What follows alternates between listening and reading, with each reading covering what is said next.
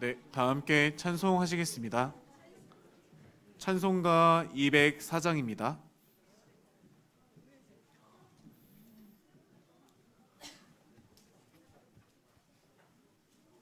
찬송가 204장 다 함께 찬송하시겠습니다.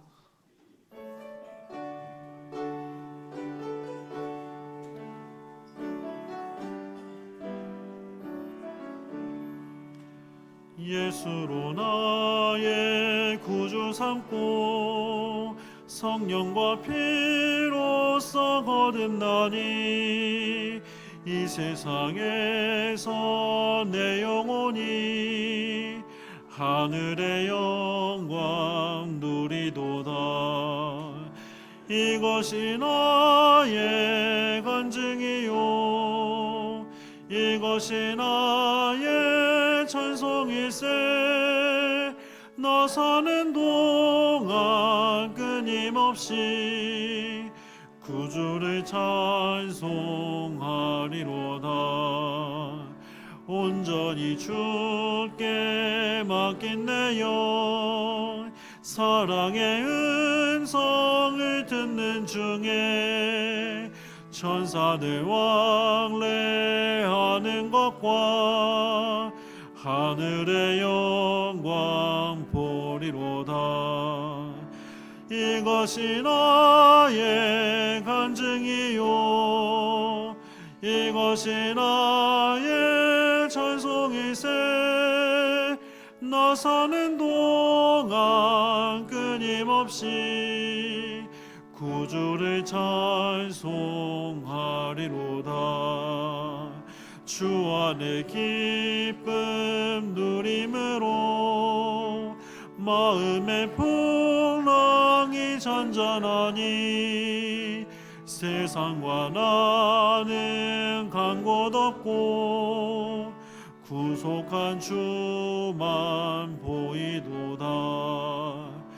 이것이 나의 간증이요 이것이 나의 찬송일세. 나 사는 동안 끊임없이 구주를 찬송하리로다.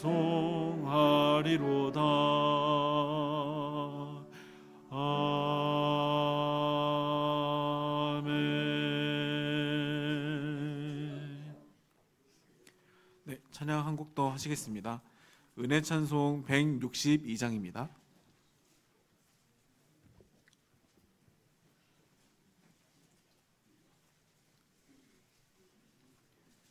은혜 찬송 162장 다 함께 찬송하시겠습니다.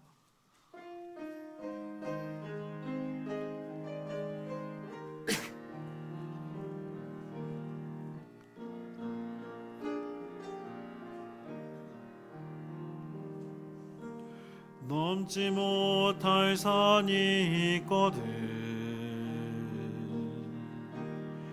주님께 맡기세요. 넘지 못할 파도 있거든 주님께 맡기세요. 우리 가야 할 길은 멀고도 험하여 허덕이며 가야 하는 우리 인생인데 이럴 때 누릴 누굴 의지하나요. 주님밖엔 없어요. 나는 그 길 갈 수 없지만 주님이 되신가요. 넘지 못할 분노 있거든 주님께 맡기세요. 참지 못할 슬픔이 있거든. 주님께 맡기세요. 우리 살아갈 길에 눈물의 골짜기 내 힘으로 참지 못해는 흐느끼네. 이럴 땐 우릴 누굴 의지하나요? 주님밖엔 없어요. 나는 그 길 갈 수 없지만 주님이 되신가요?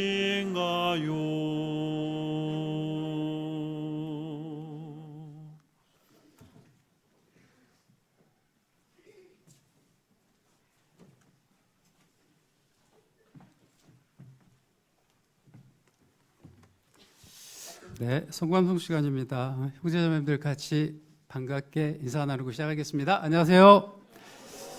반갑습니다. 네. 네, 휴대폰 확인하는 시간도 갖도록 하겠습니다. 가지고 계신 휴대폰을 확인해 주시고 꺼주시거나 매너 모드로 전환해 주시면 감사하겠습니다. 네, 계속해서 성결에 대하여 암송하고 있습니다. 먼저 지난주 암송 히브리서 12장 6절 말씀부터 두 번 암송하시겠습니다. 히브리서 12장 6절 말씀. 주께서 그 살아가는 자를 징계하시고 그의 받으시는 아들마다 채찍질 하심이니라 하였으니. 히브리서 12장 6절 말씀. 주께서 그 사랑하시는 자를 징계하시고 그의 받으시는 아들마다 채찍질 하심이니라 하였으니. 다음은 이번 주 암송 디모데후서 2장 20절로 21절 말씀 두 번 암송하시겠습니다. 디모데후서 2장 20절 21절 말씀. 큰 집에는 금과 은의 그릇이 있을 뿐 아니요 나무와 질그릇도 있어 귀히 쓰는 것도 있고 천이 쓰는 것도 있나니 그러므로 누구든지 이런 것에서 자기를 깨끗하게 하면 귀히 쓰는 그릇이 되어 거룩하고 주인의 쓰심에 합당하며 모든 선한 일에 예비함이 됨이라. 디모데후서 2장 20절로 21절 말씀. 큰 집에는 금과 은의 그릇이 있을 뿐 아니요 나무와 질그릇도 있어 귀히 쓰는 것도 있고 천이 쓰는 것도 있나니 그러므로 누구든지 이런 것에서 자기를 깨끗하게 하면 귀히 쓰는 그릇이 되어 거룩하고 주인의 쓰심에 합당하며 모든 선한 일에 예비함이 됨이라. 다음 주 암송부터는 기도에 대한 암송이 되겠습니다. 기도에 대한 첫 번째 암송 시편 51편 17절 말씀 소식지를 보고 읽으면서 암송하시겠습니다. 시편 51편 11절 말씀. 하나님의 구하시는 제사는 상한 심령이라. 하나님이여 상하고 통회하는 마음을 주께서 멸시치 아니하시리다. 네, 찬양대 은혜로운 찬양 있으신 후에 순천교회에서 심호하고 계시는 신명호 목사님께서 하나님 말씀 전해주시겠습니다.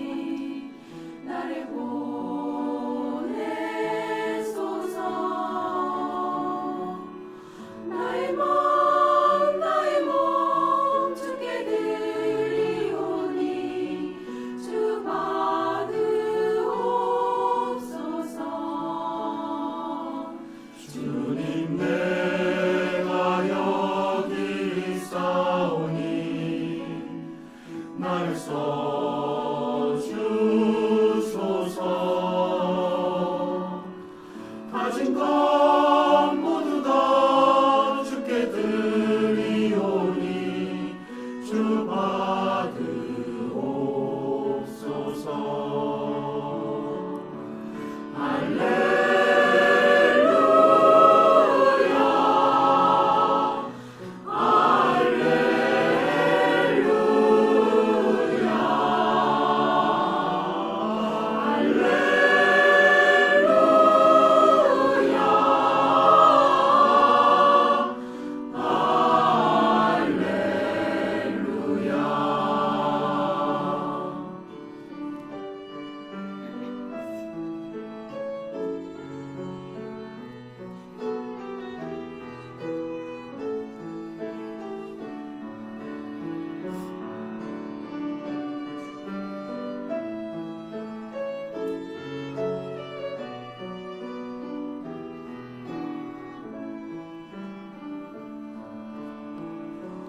주님 내가 여기 있사오니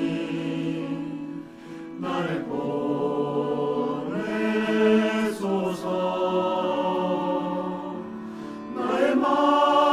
나의 몸 주께 드리오니 주 받으옵소서. 주님 내가 여기 있사오니 나를 써주소서.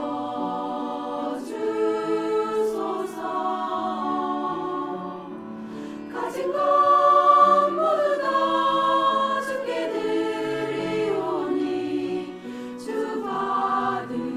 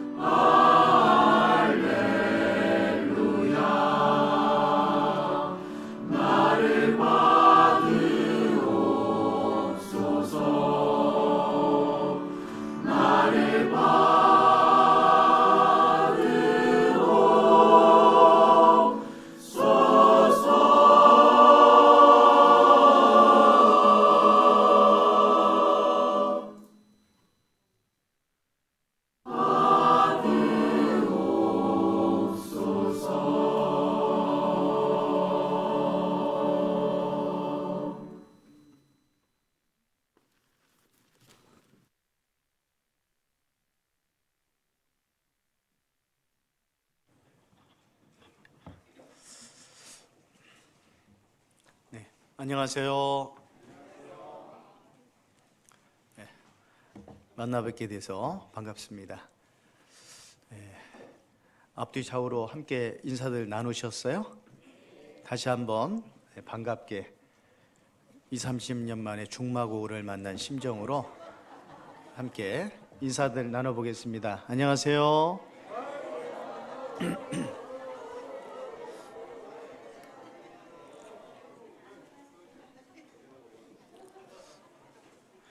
네, 다 같이 기도하시겠습니다.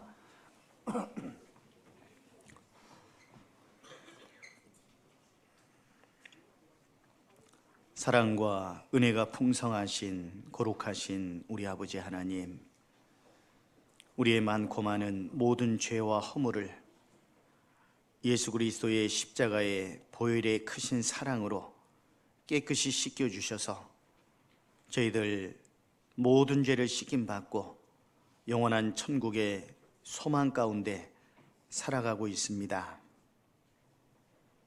이 땅에 살아가는 동안에도 귀하신 형제 자매님들과 함께 마음과 뜻을 같이하여 복음의 신앙을 위하여 협력하며 살 수 있도록 도와주심도 감사드립니다. 주님의 몸된 교회 가운데 있음이 얼마나 감사한 일인지 날마다의 삶 속에서 깨닫게 하여 주시고 함께 서로 사랑하며 연합하며 존경하기를 서로 먼저 하며 이해하며 도와주며 복음을 위해 함께 희생하며 살아가는 귀한 믿음의 지체들로 더욱 이끌어 주시기를 원합니다. 주님 오실 날 너무도 가까이 이르렀음을 알게 됩니다. 세상 돌아가는 많은 시대의 징조들을 통해서 곧 주님께서 임하실 날이 가까이 이르렀음을 알고 있는 저희들, 무감각한 그러한 모습으로 살지 아니하고 근신하며 경책하며 스스로를 늘 돌아보며 언제 주님 다시 오신다 할지라도 그 앞에 서기에 부끄러움이 없는 모습으로 설 수 있도록 늘 말씀 가운데 우리 자신을 돌아볼 수 있도록 인도해 주시기를 원합니다. 주님의 몸된 교회 안에서 얼마나 내 자신이 연약하고 부족한지 깨닫게 하여 주셔서 늘 온유와 겸손의 마음을 품고 살게 하시고 이 소자 중에 지극히 작은 자 하나에게 한 것이 곧 내게 한 것이니라 말씀하신 주님의 말씀을 마음속에 깊이 새겨서 더욱더 사랑하며 존중하며 연합하여 주님의 귀한 선을 이룰 수 있도록 도와주시기를 원합니다. 주님의 복음이 국내는 물론 전 세계 곳곳에까지 힘있게 증거될 수 있도록 도와주심을 감사합니다. 해외에서 주님의 복음을 위해 수고하시는 선교사님들, 가족들, 또 함께하는 동역자들에게 능력 힘입혀 주시고 어려운 여건 속에서도 주님의 능력을 의지하여 모든 어려움을 이기고 복음을 더욱더 힘있게 증거할 수 있도록 도와주시기를 원합니다. 저희들도 여러 모양으로 함께 돕는 자들이 될 수 있도록 우리들의 마음을 넓혀 주시고 헛된 것에 마음 빼앗기지 아니하고 신령한 것을 위해서 씨를 뿌리는 귀한 지혜로운 믿음의 자녀들로 더욱 이끌어 주시기를 원합니다. 장성교회를 통해서 주님께서 이루시기를 원하시는 선하신 뜻 온전히 이루어지게 하시고 주님이 영광 받으시기를 원합니다. 오늘도 부족한 자의 입술을 통해서 주님께서 나타내시고자 하시는 말씀을 또 유감없이 잘 증거케 하셔서 우리들의 마음 속에 하나님을 향한 굳은 마음을 갖게 하시고 더욱더 힘있게 살아갈 수 있는 귀한 소중한 한 시간 될 수 있도록 도와주옵소서. 우리를 너무도 사랑하시는 고마우신 예수 그리스도 이름으로 기도드렸습니다. 아멘. 오늘 마태복음 15장을 함께 보겠습니다.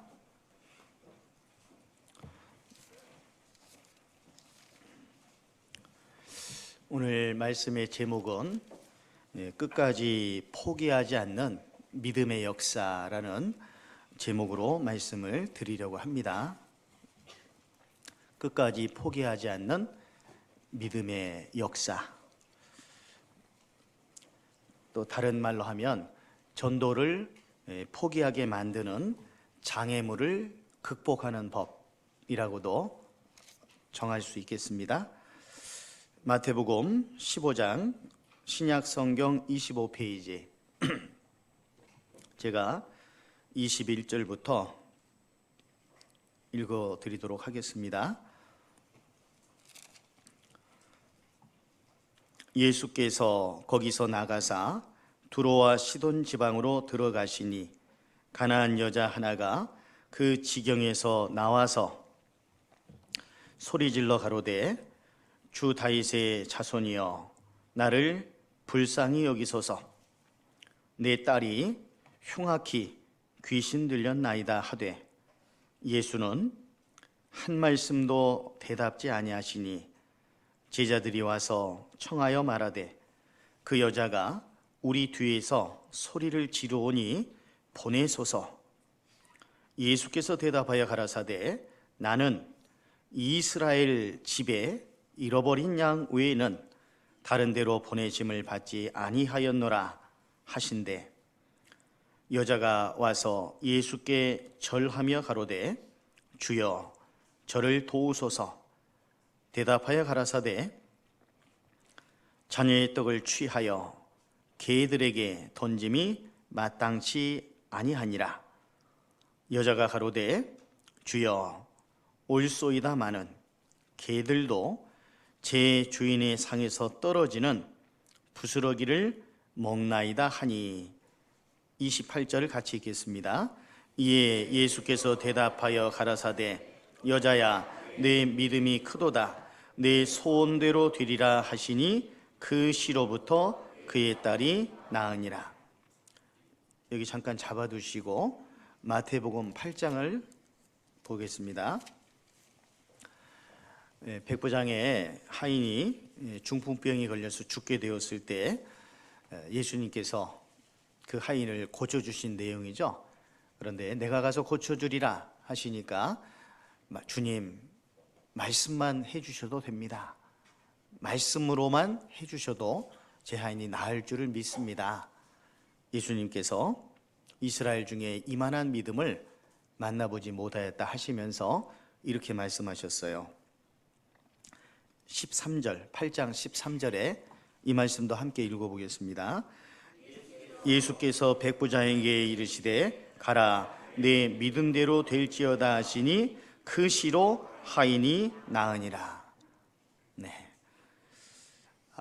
아까 마태복음 15장에서 수로보니게 여인, 가나안 여인이라고도 하는 이 여인의 딸이 흉악히 귀신 들렸었고 결국은 여러 과정들이 있었지만 예수님의 능력으로 그 시로부터 그의 딸이 나으니라 라고, 그 시로부터 그의 딸이 나으니라 이렇게 돼 있고, 방금 읽은 말씀에서는 네 믿은 대로 될지어다 하시니 그 시로 하인이 나으니라. 그 시로. 주님께서 역사하시면 못 이루실 일이 없잖아요. 능치 못하심이 없는 주님께서 나의 기도에 귀를 기울여 주신다면 못 이룰 일이 없습니다. 잠시 요한복음 6장을 한번 보겠습니다.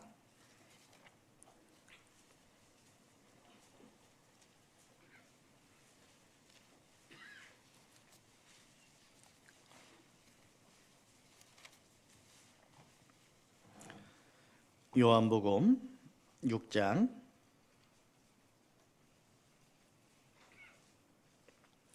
16절입니다. 저물매 제자들이 바다에 내려가서 배를 타고 바다를 건너 가버나움으로 가는데 이미 어두웠고 예수는 아직 저희에게 오시지 아니하셨더니 제자들만 배를 타고 가버나움 쪽으로 가고 있습니다. 갈릴리 호수에서. 18절 큰 바람이 불어 파도가 일어나더라. 제자들이 노를 저어 10일쯤 가다가 예수께서 바다 위로 걸어 배에 가까이 오심을 보고 두려워하거늘 가라사대 내니 두려워 말라 하신대 이에 기뻐서 배로 영접하니 배는 곧 저희의 가려던 땅에 이르렀더라. 무슨 말씀인지 잘 아시죠? 제자들이 먼저 배를 타고 가버나움으로 가고 있었어요. 그런데 나중에 예수님께서 바다 위로 걸어오셨죠? 제자들은 두려워했지만 내니 두려워 말라 하셨고, 이에 기뻐서 배로 영접하니, 배로 예수님을 영접하니까 아직도 가버나움까지 가려면 먼 길인데, 그 다음에 뭐라고 돼 있죠? 배는 곧 저희의 가려던 땅에 이르렀더라. 뭐 중국 무협 소설에서 축지법을 써가지고 쫙 그냥 순간 이동하는 것처럼 예수님을 배 위로 영접하니까 곧바로 가려던 땅에 이르렀더라. 주님이 함께 하시면, 주님이 역사해 주시면 못 이룰 일이 있어요, 없어요? 없죠. 마태복음에서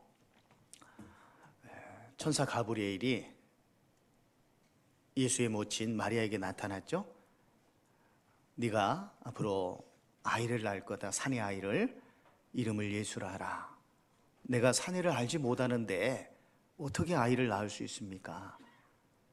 성령을 통해서, 성령으로 잉태된 거다. 그 말을 듣자마자 마리아는 주의 계집종이오니 말씀대로 내게 이루어지이다. 주의 계집종이오니 말씀대로 내게 이루어지이다. 내가 만약 마리아였었다면 나는 어떻게 반응할까요? 처녀예요. 남자를 가까이 하지 않았어요. 그런데 아이가 있다. 너 아이 낳을 거야. 그러면 천부당 만부당한 얘기라고 하면서 막 눈을 부라리면서 막 온갖 악한 말을 내뱉겠죠. 그런데 성령을 통해서, 성령으로 잉태된 거라는 그 말을 듣자마자 주의 계집종이오니 말씀대로 내게 이루어지이다. 말씀대로. 민수기 11장에 보면 이제 광야길을 가는 가운데 이스라엘 백성들이 애굽 땅에서 나와서 홍해를 건너서 광야를 거쳐서 나중에 가나안 땅까지 들어가는데, 아직 가나안 땅에 들어가기 전에 광야 생활을 하고 있었죠. 이스라엘 백성들은 물이 없다고, 또 물이 또 쓰다고 여러 불평하는 그런 말들이 많이 있었고, 그러한 이스라엘 백성들을 하나님이 계속해서 참고 인내하시면서 이끌어 주셨어요. 또 나중에는 또 애굽에 뭐 마늘이 먹고 싶다, 뭐가 부추가 먹고 싶다, 또 나중에 고기가 먹고 싶다. 그래서 하나님께서는 메추라기를 통해서 가나안 땅에 들어가기까지 코에서 냄새가 날 정도로, 아니죠. 그것은 그 만나가 그렇고 고기는 한 달 동안 먹게 해주시겠다 하셨습니다. 이스라엘 백성들의 수가 남자 장정만 60만 명이니까 여자 아이들, 노인분들 합하면 200만 명 가까이 됐을 거예요. 200만 명. 그런데 그 200만 명이나 되는 사람에게 하루나 이틀이나 열흘이 아니라 거의 한 달 동안 코에서 냄새가 날 정도로 고기를 먹게 해주겠다 하시니까 모세가 뭐라고 그랬어요?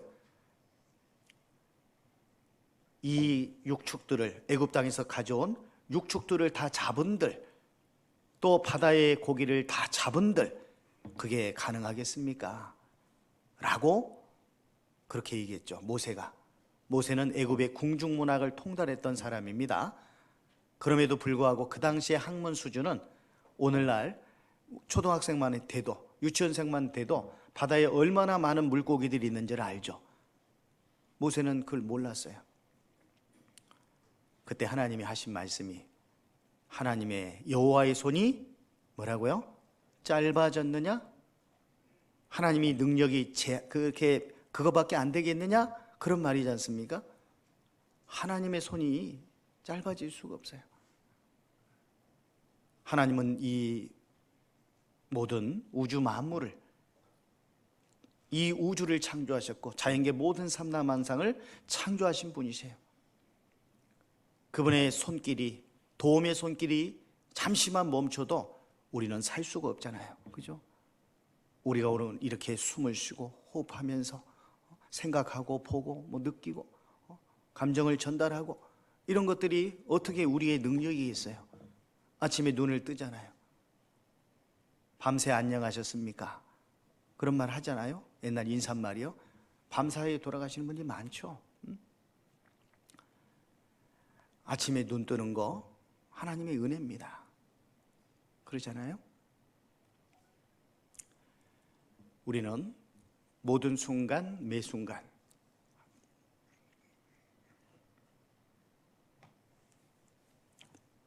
하나님의 도우심을 힘입고 살잖아요.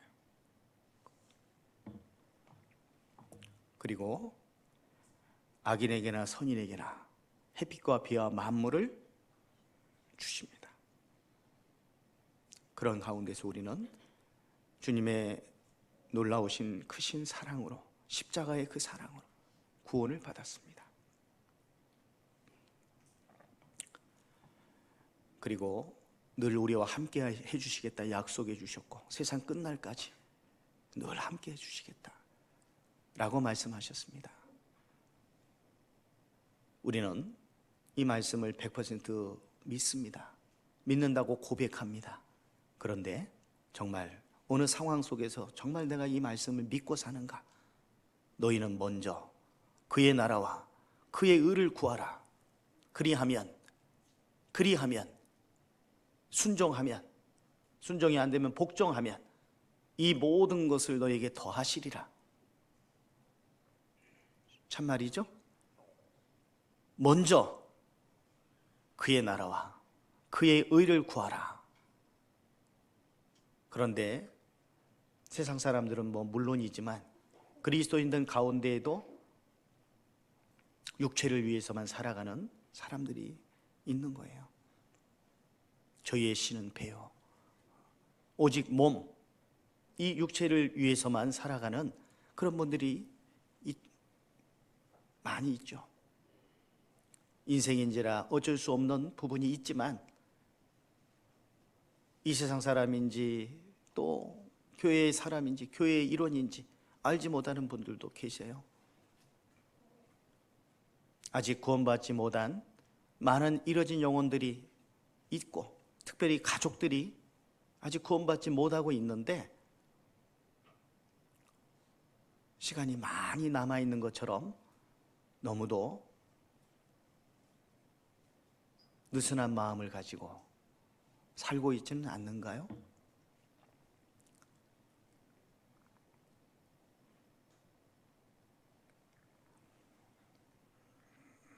지금 우리나라도 그 많은 부분이 정말 이해할 수 없는 그런 법안들이 마련되고 있잖아요.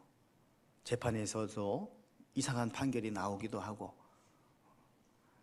예를 들자면 남자인데 자기가 여자라고 주장을 해요.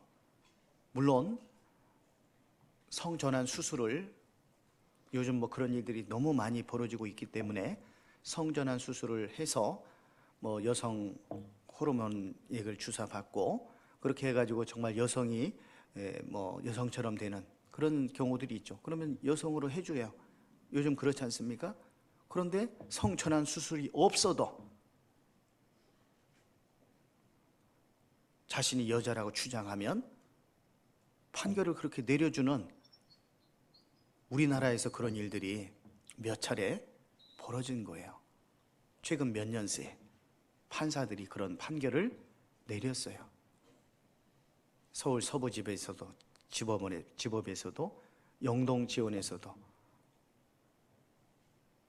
또 청주에서도 정신이 정말 없죠. 정신없는 그런 판사들이 많아요. 성경 말씀에 재판하는 곳에도 악이 있다고 그랬습니다. 우리나라가 그럴진데 서구 유럽의 또 뭐 미국 쪽이나 이런 쪽에는 말할 것도 없죠. 차별금지법 뭔지 아시잖아요. 이제 앞으로 전도 집회할 때 동성연애 하는 것은 죄입니다. 이런 말 못해요. 지금 외국의 여러 나라 어느 나라들에서는 그런 말 할 수가 없어요. 차별이다 이 말이죠. 차별. 차별 그래서 금지법을 만드는데 그게 역차별이죠, 사실은. 근데 그런 것들을 국회의원들이 발의를 계속해요. 기독교인들이 그걸 반대하니까 또 없어졌다가 또 다시 발의를 하고. 이게 지금 우리가 살아가고 있는 현실이에요. 이 시대에 도저히 상상조차 할 수 없는 그런 생각들을 가지고 있는 사람들이 위에서 재판을 하고 그런 생각들을 가지고 추진을 하고 있고, 뭐 이런 것 뿐이겠습니까?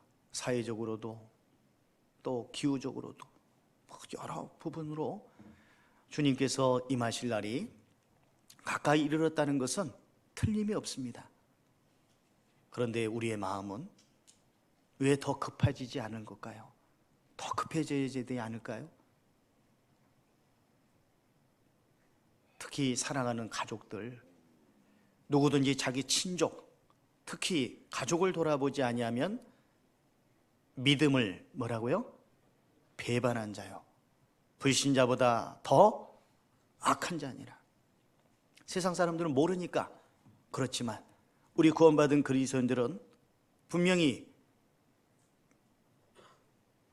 마지막 때가 있고 또 오고 있고, 그때가 우리 시대가 틀림이 없고, 그리고 결국 구원받지 못한 사람들은 영원한 멸망 가운데 그 불구덩이 속으로 들어가는 것을 아는데, 사랑하는 가족들에 대해서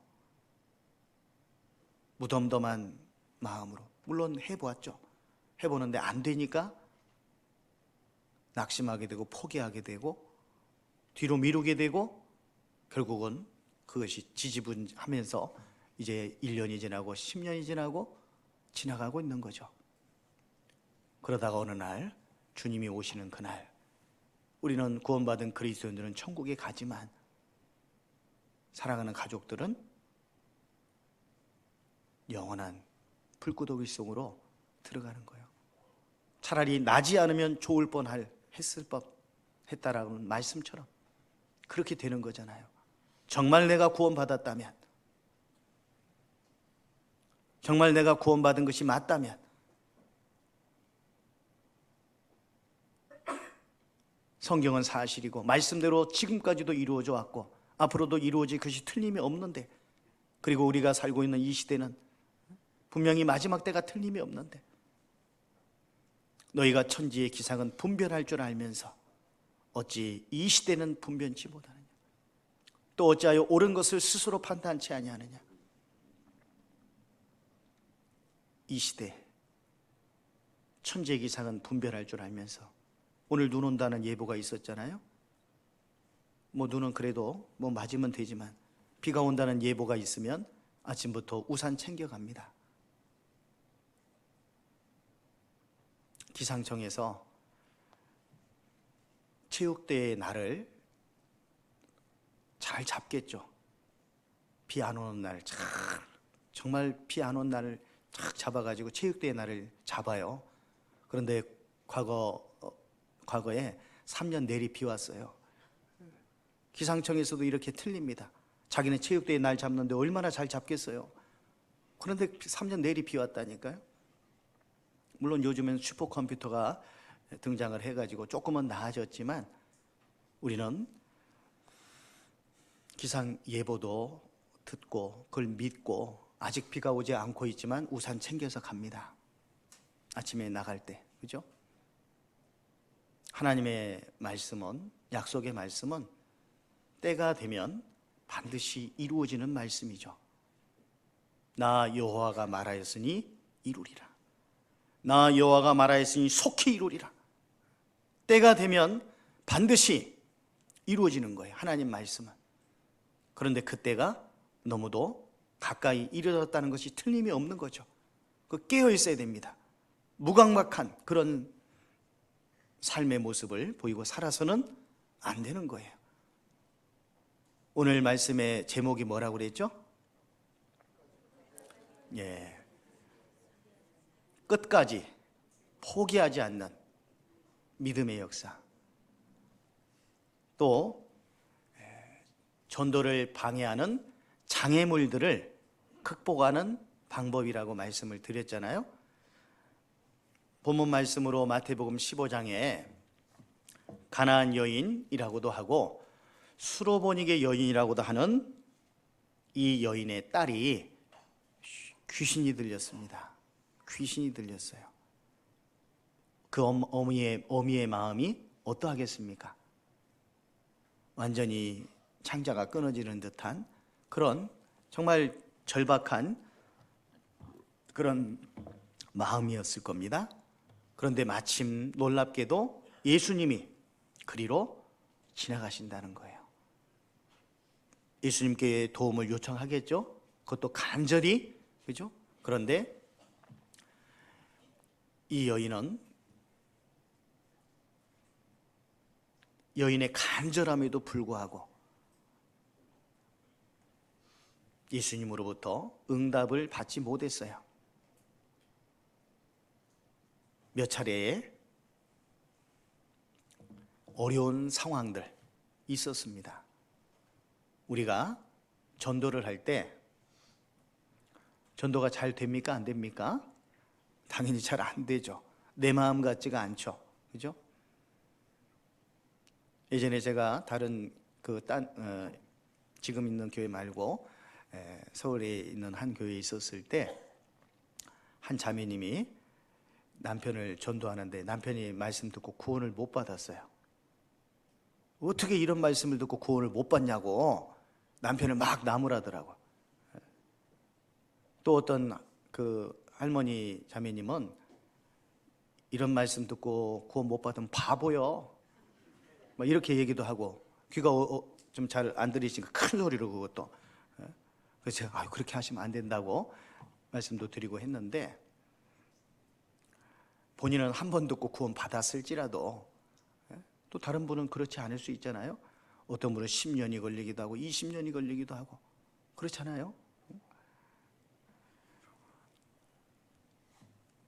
그 사람이 구원받을 때까지 눈높이에 맞춰서, 간절함은 당연히 필요한 거지만 눈높이에 맞춰서 기다려줄 줄도 알고, 그리고 정말 잘했다고 칭찬해 주면서 이번에 안 되면 다음번에라도 말씀을 들어볼 수 있도록 그런 기회를 잡아야 되는데 끝까지 포기하지 않으면서 이렇게 해야 되는데 그렇지 못하고 도중에 화를 내기도 하고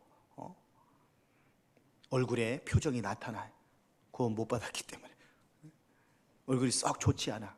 그럼 상대방이 그걸 보고 다음번에 들을까요, 안 들을까요? 그 표정 보기 싫어서 다음번에 이제는 안 듣겠다고 할 거예요. 제가 어느 조모임에 갔는데 한 자매님이 조모임에서 자기 차례가 와서 간증을 하는데 자기 어머니 기도 부탁을 했었거든요. 그런데 기도 부탁해서 빼달래요. 어머니, 이거 무슨 구원 받으셨어요? 그러니까 안 받았대. 근데 빼달래요. 이상하잖아요. 자초지종을 알고 보니까 어제 저녁에 전화통 붙잡고 어머니랑 대판 싸운 거예요. 막 화가 난 거예요. 빼달라고. 다독여가지고 빼지는 않고 몇 년 후에 구원 받으셨는데, 또 어떤 분은 이제 조모임 때 이제 조장님이 이제 전도 집회가 가까이 오니까 기도 부탁하라고 하는데 아무도 기도 부탁을 안 해요. 잠잠해. 옆에 있는 자매님 무릎을 툭 치면서 남편 기도 부탁하라고 그랬더니 그 자매님 입에서 나오는 말이 그놈의 인간. 남편이 그놈의 인간이요. 왜 그랬을까요? 맨날 술 쳐드시고 늦게 오고 하니까, 그리고 술김이니까 씻지도 않고 눕고 그렇지 않겠습니까? 그러니까 그놈의 인간이 된 거예요. 그러면서도 집회가 가까이 오면 말씀 들어보자고 또 권유는 하죠, 당연히. 그럼 남편이 듣겠어요, 안 듣겠어요? 자기는 그놈의 인간인데 어떻게 듣겠어요? 그러잖아요. 얼마나 회사 일이 힘들고 어려웠으면 이렇게 늦게까지 술이 취해가지고 올까? 남편의 입장에서 생각해보고 인사불성인 가운데 있는 남편의 그 얼굴과 손과 발을 따뜻한 물수건으로 적셔가지고 또 닦아주고, 아침 되면은 꿀물이라도 타주고 하면서 몸 걱정하셔야죠. 너무 과음하지 마세요 하면서 이렇게 뭔가 정말 사랑의 어떤 마음이 전달될 수 있는 그런 게 돼야 되는데, 보여지는 것만 가지고 구박하고 타박하고 하다가 집회가 가까이 오면 또 말씀 들어보자고 권유하고, 절대 안 되는 거예요. 절대 안 됩니다. 말씀 하루 이틀 들었는데 구원 못 받아 그러면 뭐 또 안 좋은 표정 짓고 그럴 것이 아니라, 바쁜 와중에도 이렇게 하루라도 말씀 들어주셔서 감사하다고 이렇게 하고, 다음에 또 기회가 되면 또 들어봤으면 좋겠다라고 권유하고, 계속 그렇게 눈높이에 맞춰서 해야 되는데, 우리는 오늘날의 시대가 인스턴트 시대잖아요. 즉석에서 뭐든지 이루어져요. 그래서 요즘 한강라면이 유행이잖아. 한강라면 아세요? 한강에서 파는 라면이 아니라 곧바로 착 끓여서 이렇게 쫄깃쫄깃하게 나오더라고. 순천교회도 한 4대 해놨는데 걱정됩니다. 제가 더 많이 먹을까 봐.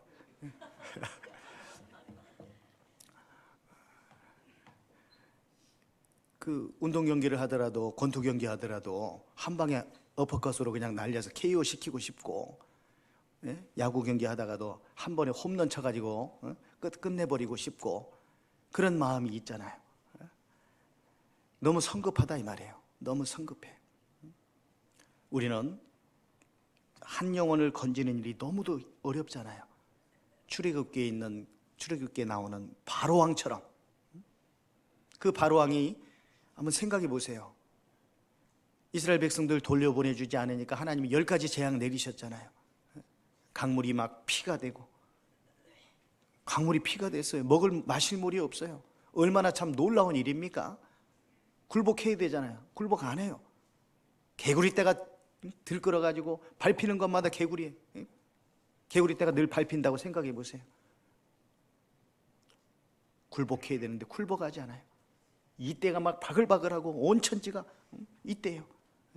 요즘 젊은 분들은 잘 모르겠지만, 옛날에 저 초등학교 다니고 막 이럴 때만 하더라도 부모님이, 어머님이 특히 이 잡아주고, 그 참빗 있죠, 참빗. 아주 그걸로 촥 하면 이가 나오, 석회가 나오. 그걸 뚝뚝뚝 이렇게 해가지고 뚝뚝 소리가 나요. 그 찾아봐요. AI한테 찾아봐. 나 옛날 시대에 어땠는지. 근데 그런 것들이 바글바글하다 이 말이야. 그러면 좀 해야 되잖아요. 근데 돌려보내준다고 했다가 또 안 돌려보내주고, 남정네들만 가라, 너무 멀리는 가지 마라 하면서 계속 끌지 않았습니까? 그 바로왕이 얼마나 강팍해요. 그 바로왕의 모습은 사탄 마귀의 모습이에요. 사탄 마귀는 어떻게 해서든지 그 영혼을 안 뺏기려고 하는 거예요. 사탄 마귀는 끈질깁니다. 그 영혼에 대한 애착이 강해요. 끌고 어디로 가려고? 지옥까지 가려고. 우리는 그 사단 마귀보다 더 강한 사랑의 마음이 필요한 거예요. 사랑의 마음. 구원받지 못한 영혼, 그 영혼이 앞으로 어디로 갈까? 영영한 불구덩이 속으로 간다는 것을 생각하면 그 사람이 지금 나를 힘들게 하고 내 말을 안 들어주고 여러 가지 상황들이 있을 거예요. 그럴지라도 끝까지 포기하지 않고 매달려야 되는 거예요. 오늘 이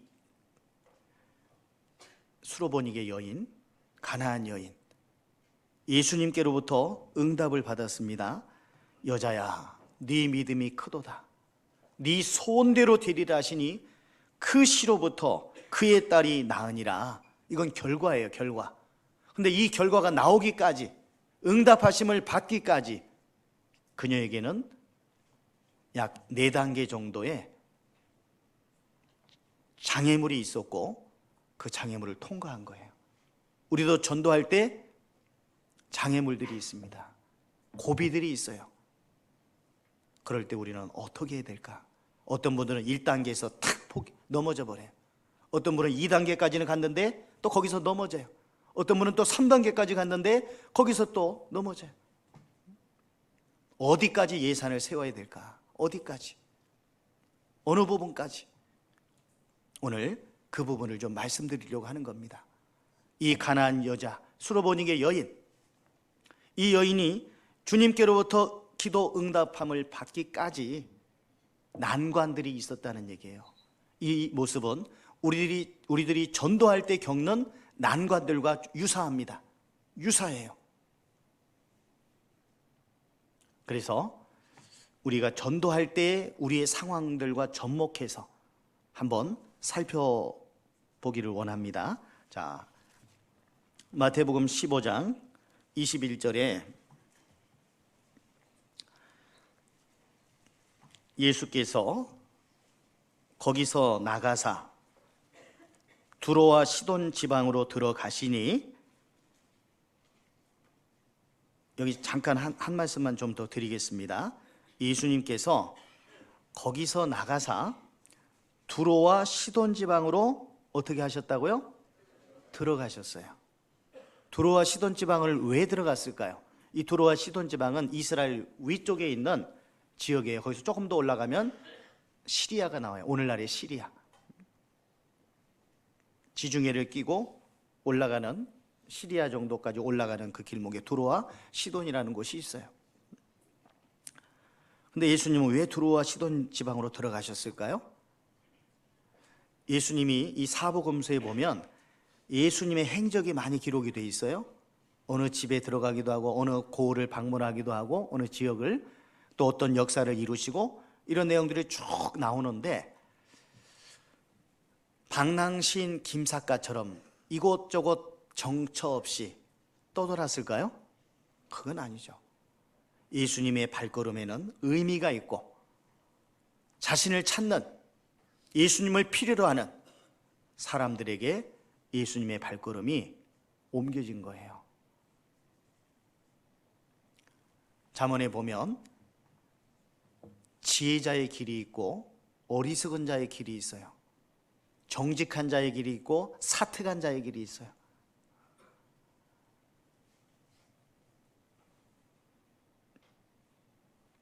지혜로운 자, 어리석은 자, 정직한 자, 사특한 자,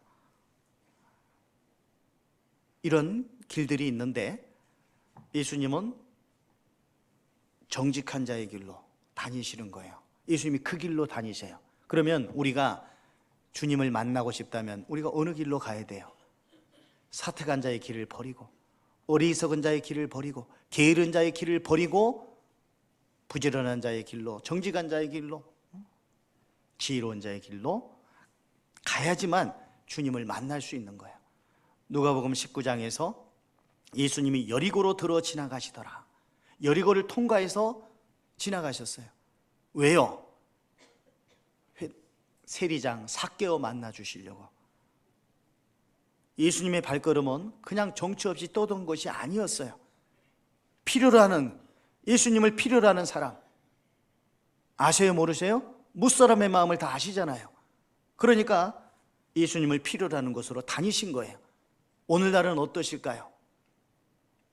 어제나 오늘이나 영원토록 동일하신 그 주님께서 우리 마음속에 정말 주님을 간절히 필요로 하는 마음으로 주님을 찾는다면 주님은 나에게 오십니다. 내 기도를 들어주시고 응답해 주실 거예요. 물론 때가 돼야지 들어지는 거죠. 내 기도가 아무리 합당한 기도라도 때가 돼야 됩니다. 주님의 때가 있는 거예요. 가장 적절한 때. 자, 그래서 이제 21절, 22절에 보면 두로와 시돈 지방으로 들어가셨고, 22절에서는 가나안 여자 하나가 그 지경에서 나와서 소리 질러 가로되 주 다윗의 자손이여 나를 불쌍히 여기소서. 내 딸이 흉악히 귀신 들렸나이다 하되, 이제 첫 번째 난관이 나옵니다. 예수는 거기에 대꾸하셨어요? 한 말씀도 대답지 아니하시니 이것이 첫 번째 난관이고요. 두 번째까지 한번 보겠습니다. 절이 이어지니까 제자들이 와서 청하여 말하되 그 여자가 우리 뒤에서 소리를 지르오니 뭐하여? 보내소서. 첫 번째 난관, 두 번째 난관이 있습니다. 첫 번째 난관은 우리가 기도해도 응답이 없어 보여요. 응답이 없는 것처럼 보이고 내가 전도하고자 하는 상대방도 무응답. 우리가 그 뭔가를 대화를 나누면서 우리가 전도를 권유하잖아요. 그런데 응답이 없어요. 벽 보고 얘기하면 답답해요, 안 답답해요? 호박에 침 주면 호박이 아프다고 반응합니까? 안 하죠? 마치 그런 식이다 이 말이에요. 나는 전도하는데 간절한 마음을 담아서 부탁을 하고 요청을 하는데 나를 위해서가 아니라 당신을 위해서 하는데 상대방은 아무런 반응이 없고 주님께서도 응답해 주시지 않아요. 그래서 뭔가 조금이라도 반응이 있어야 될 텐데 그래 뭐 다음에 시간 나면 한번 들어본다든지 뭐 이런 얘기라도 있으면 좋겠는데 전혀 그런 것도 없고 무응답, 무반응. 답답해요, 안 답답해요? 그러면 답답하겠죠? 그럴 때 포기할 수 있어요. 주님도 응답해 주시지 않는 것 같고.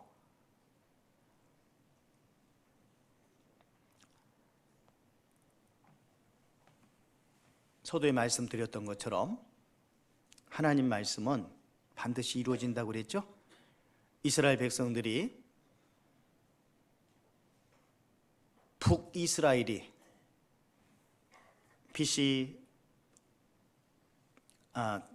북이스라엘은 722년에 아시리아에서 망했고 남유다도 역시 BC 606년에 먼저 바벨론으로부터 1차 침공을 받고 결국 3차 침공 BC 586년에 대부분의 사람들이 바벨론으로 포로로 잡혀갑니다. 잡혀갔다가 돌아오죠? 몇 년 만에 돌아왔을까요? 70년 만에 돌아왔습니다. 그것은 에레미야 성경에 이스라엘의 황무함이 70년 만에 마칠 것이라는 그 말씀처럼 다니엘도 그 말씀을 읽었다고 돼 있어요. 에레미야서 말씀을 그 바벨론 땅에서. 그리고 이스라엘의 황무함이 70년 만에 마친다라는 그 말씀을 알고 있었어요. 그런데 69년이 돼도 어떤 조짐 같은 게 없고 69년 5개월, 7개월, 9개월, 11개월이 돼도 아무런 조짐이 없는 거예요. 예를 들어서 뭐 2002년 월드컵을 우리나라에서 했지 않습니까? 그러면 월드컵 하기 전에 뭐 해야 돼요? 그냥 뭐 외국에서 선수들 오면 경기합니까? 경기장이 만들어져야 되죠. 모든 경기를 운영할 수 있는 운영조직위원회가 갖춰져 가지고 많은 부분들을 신경 쓰고 미리 사전에 준비해야 돼요. 그런 과정들 속에서 어떤 경기도 치러지고 그러잖아요. 모든 일들이 집안에서 잔치가 있다. 그러면 미리 딱 어떤 준비들이 갖춰져야 되는 거죠.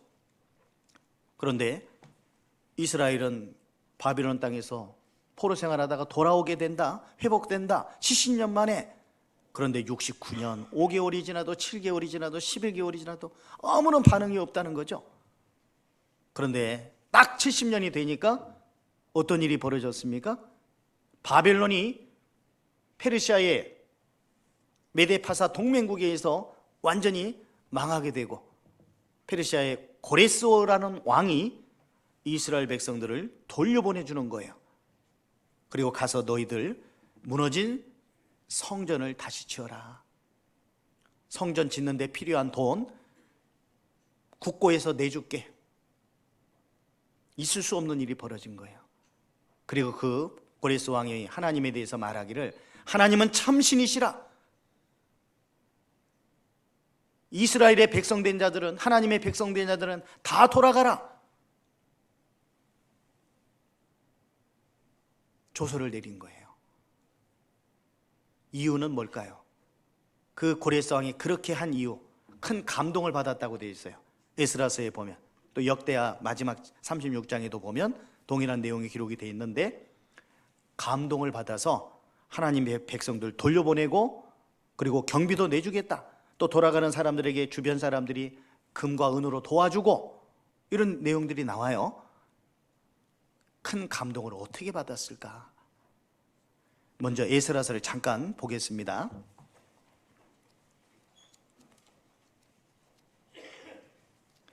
에스라서 1장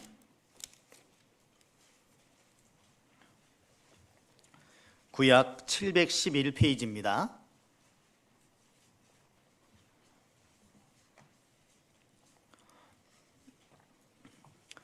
(1장 1절) 찾으셨죠? 바사왕 고레스 원년에 여호와께서 예레미야의 입으로 하신 말씀을 응하게 하시려고 70년 만에 돌아온다는 말씀이에요. 제가 이거 찾지는 않았는데요, 이 말씀을 예레미야 25장에도 29장에도 나와 있어요. 예레미야의 입으로 하신 말씀을 응하게 하시려고 바사왕 고레스의 마음을 어떻게 하셨어요? 감동시키심에. 어떻게 감동시키셨는지는 좀 이따 한번 살펴보겠고요. 저가 온 나라에 공포도 하고 조소도 내려 가로되 바사왕 고레스는 말하노니 하늘의 신 여호와께서, 하나님을 하늘의 신이라고 호칭하죠. 세상 만국으로 내게 주셨고 하나님이 자기에게 그 권세를 주셨다는 걸 고레스 왕은 안 거예요. 나를 명하사 유다 예루살렘에 성전을 건축하라 하셨나니 이스라엘의 하나님은 참신이시라. 너희 중에 무릇 그 백성된 자는 다 유다 예루살렘으로 올라가서 거기 있는 여호와의 전을 건축하라. 너희 하나님이 함께 하시기를 원하노라. 무릇 그 남아있는 백성이 어느 곳에 우고하였든지 그곳 사람들이 마땅히 은과 금과 기타 물건과 짐승으로 도와주고 그 외에도 예루살렘 하나님의 전을 위하여 예물을 즐거이 드릴지니라 하였더라. 이게 고레스 왕의 조서입니다. 온 나라에 공포도 하고 조소도 내려가로되. 이 근방 그 당시 127도를 관할하던 그 나라였거든요. 그러니 어마어마하게 넓은 제국이나 마찬가지예요. 그 온 곳에 지금 말씀하고 있는 이 내용을 조서로 내린 거예요. 제가 96년에 전도인이 되고 서울중앙교회에서 에스라서 말씀을 전했는데, 성경 아카데미를 했는데, 그때 이렇게 여러 책자를 좀 준비해서 이렇게 보다 보니까 요 내용, 에스라서 1장 금방 함께 살펴본 내용을 이렇게 연관된 어떤 내용이 나와 있던데, 이 고레스 왕의 조서가 발견됐다는 거예요.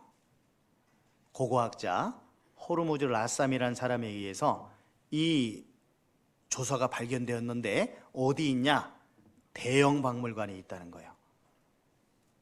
그래서 저는 대영 박물관에 있구나 이렇게 알고, 이제 시간이 한참 흘렀어요. 그때가 96년인가 7년인가 됐을 텐데, 그리고 나서 2009년도에 제가 서울 노원교회에 있었고, 노원교회 자매교련교회가 런던이었습니다. 영국 런던. 그래서 그곳에 가게 됐어요. 선교 때문에 이제 가게 되죠. 한 열흘 정도. 그래서 대형 박물관을 꼭 가보고 싶었어요. 그래서 갔죠. 제 첫 번째 여정으로. 갔더니 대형 박물관이 엄청 넓어요. 바빌론관, 페르시아관, 이집트관 막 있습니다. 그런데 여기저기 이렇게 다녀봐도 고레스 왕의 조서는 안 보여요. 내가 못 찾는 건가? 막 안 보여. 고레스 왕에 대한 다른 어떤 내용이 있는 것도 있어요. 유물이. 근데 없더라고요. 그래서 포기하고, 못 찾는가? 분명히 발견해서 대형 박물관이 있다고 쓰여져 있던데, 그래서 이제 한국말을 끝까지 들어봐야 되죠. 네. 그래서 거의 이제 출구 10m 전방에서 이상한 것을 한번 본 거예요. 그게 뭐냐? 고레스 왕의 조서였습니다. 돌판에다가 원 돌판에다가 새겨진 이제 페르시아어로 써 있죠. 근데 거기 옆에 이제 영문으로 어떤 내용의 글이 여기 써 있다 나와 있는 거예요. 그 내용이 바로 이 내용이었습니다. 깜짝 놀랐어요. 너무 기뻐가지고 사진도 많이 찍고 그랬는데, 거기 일정을 마치고 런던 교회 어머니 회장 집에 가서 식사를 하는데, 점심 때 거기에 그 식탁이 아니고 그 식탁인가? 아무튼 거기 위에 책자가 하나 있더라고요. 성서와 고고학. 그게 그 대형 박물관에 대한 내용이었어요.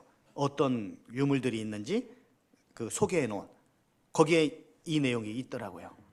칼라 사진까지 탁 있는 채. 그래서 제가 깜짝 놀랐어요. 지금도 제가 그 소장하고 있는데, 그러면 하나님이 어떻게 이 고레스 왕의 마음을 감동시켜 주셨을까? 이사야서 44장을 한번 잠깐 보시면,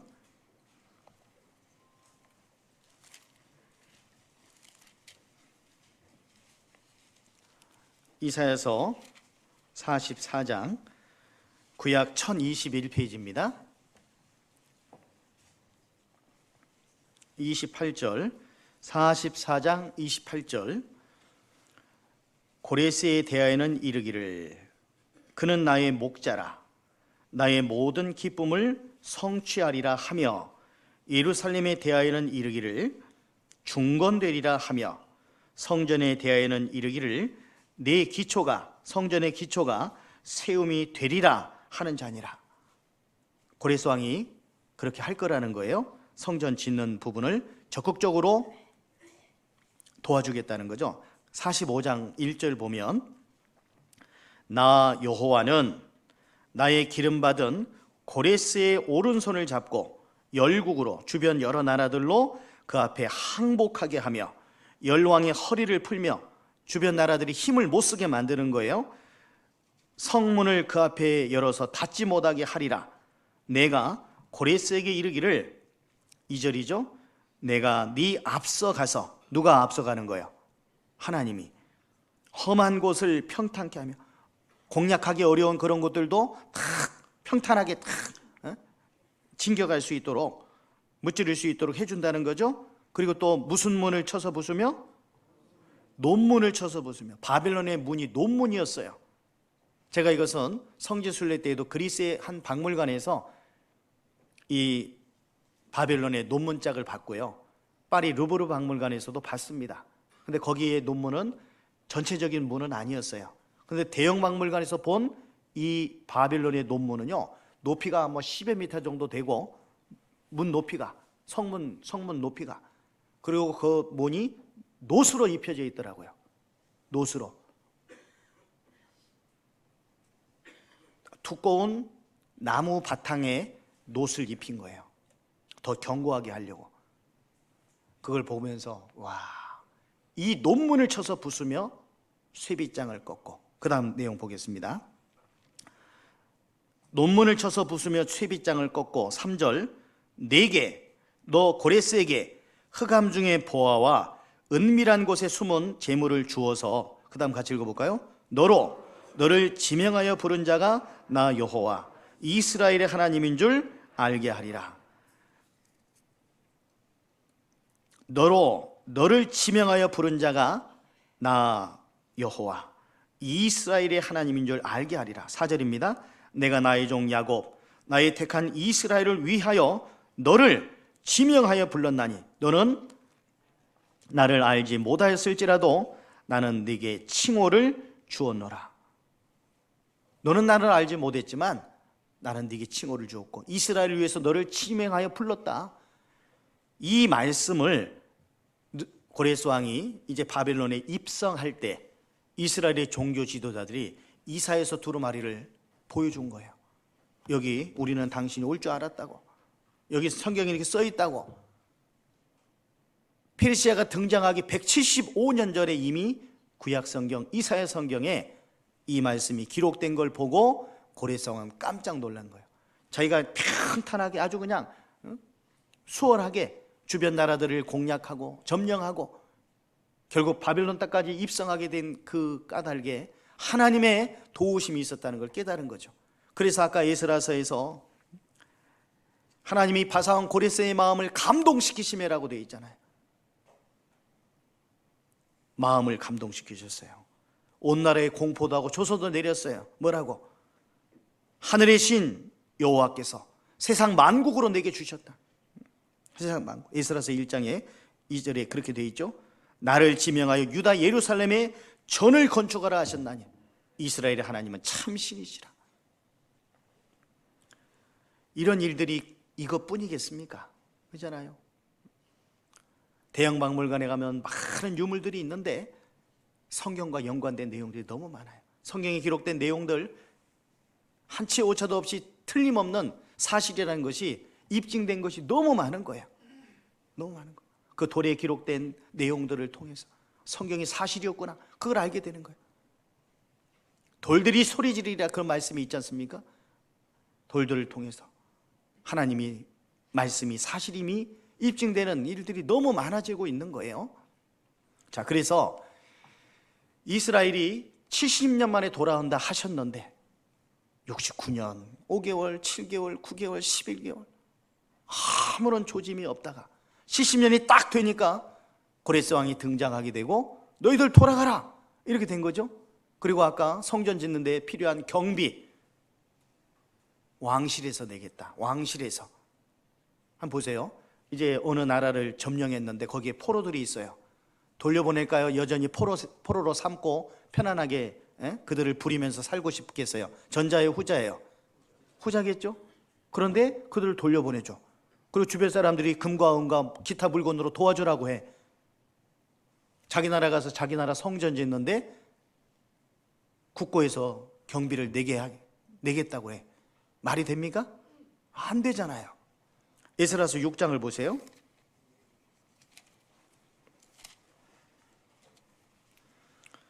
구약 717페이지.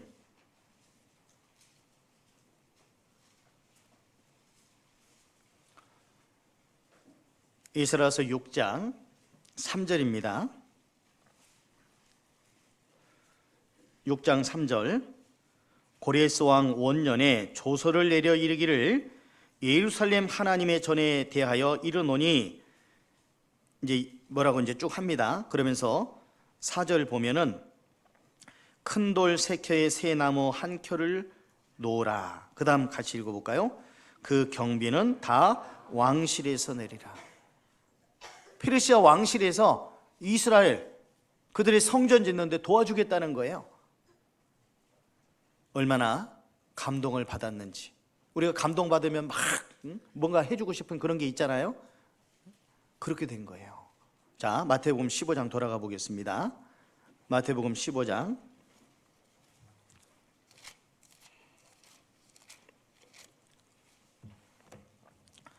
첫 번째 난관은 예수님께서 한 말씀도 대답지 아니하셨다는 거예요. 23절에 마태복음 15장 23절에 첫 번째 난관은 예수는 한 말씀도 대답지 아니하시니에요. 내가 전도하고자 하는 대상이 내 말에 응답하지 않아요. 내가 간절히 요구하지만 대답이 없어요. 무응답이에요. 내가 간절히 기도했지만 기도의 응답도 전혀 이루어지지 않는 것 같아요. 우리는 실망합니다. 낙담합니다. 그리고 포기할 수 있어요. 나는 지금까지 전도하는 가운데 몇 번째 단계에서 포기하고 말았던가? 이 단계에서 포기하고 말았습니까? 더 많이 기도하셔야 돼요. 그 상대방을 위해서 더 넓은 사랑을 가지고 기도해 주셔야 돼요. 제가 예전에 있던 한 교회에서 한 은장의 성도님은 자기 그 자녀들을 위해서 모임 때마다 기도 부탁을 하셨어요. 오늘도 또 염치 없지만 기도 부탁을 합니다. 그 자식들 이름을 또 이야기합니다. 저도 지금까지도 기억을 하고 있죠. 오치민, 오치보 두 아들을 위해서 구원받겠다. 두 딸은 구원을 받았는데 그때 그 기도 부탁하시던 장면, 눈시울이 붉어지면서 기도 부탁하시던 그분이 곡성분이셨는데 막 사투리 써가면서 전라도 분들도 그 곡성 사투리를 이해를 못해. 같은 전라도인데, 전라남도인데도.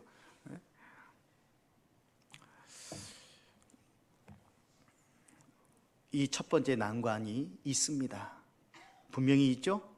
포기해야 됩니까? 이런 일이 있다는 걸 예산에 넣어둬야 돼요.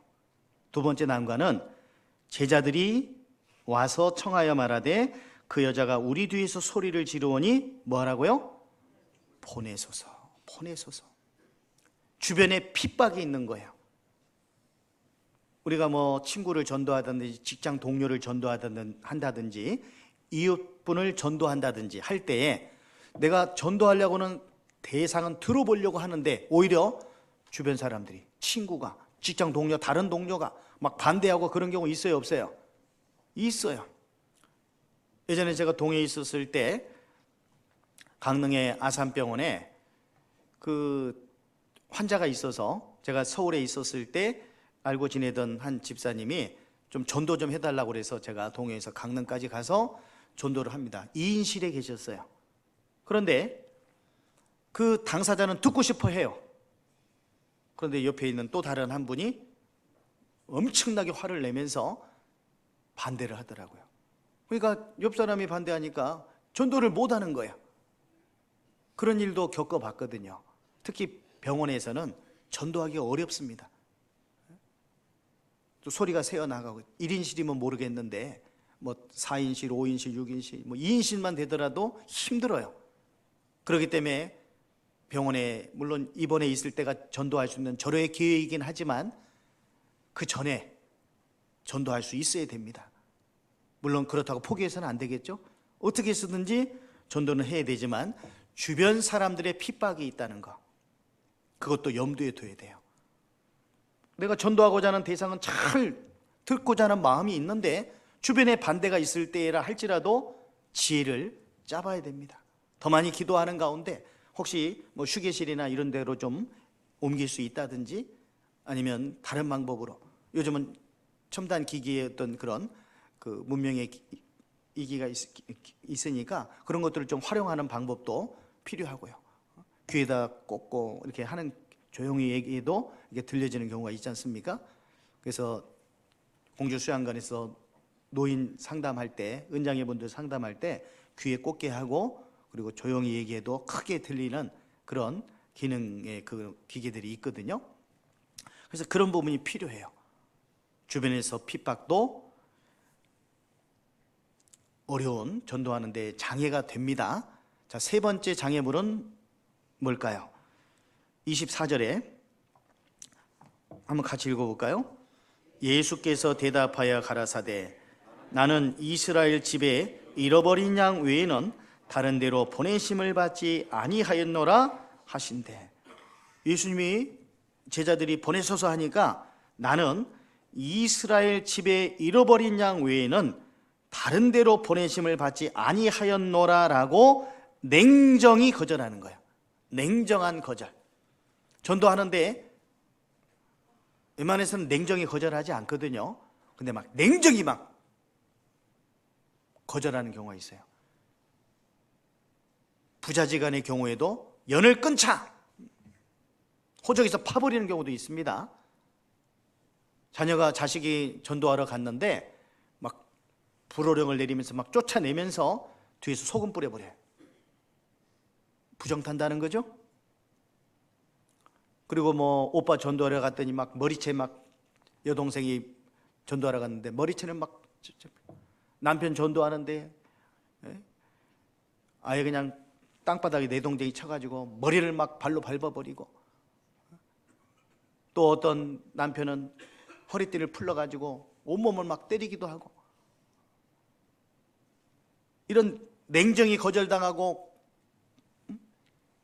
육체적인 어떤 어려움을 주는 이런 일들도 있습니다. 그런 것들 포기해서는 안 되는 거예요.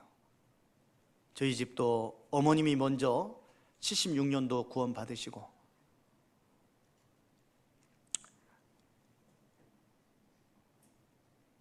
저희가 서울에 살 때, 제가 7살 때 전주로 이사 왔는데 그 감리교회 다녔었습니다.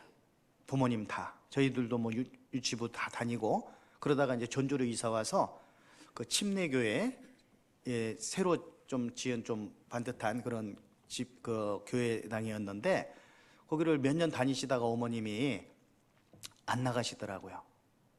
저희들은 좀 의아해했죠.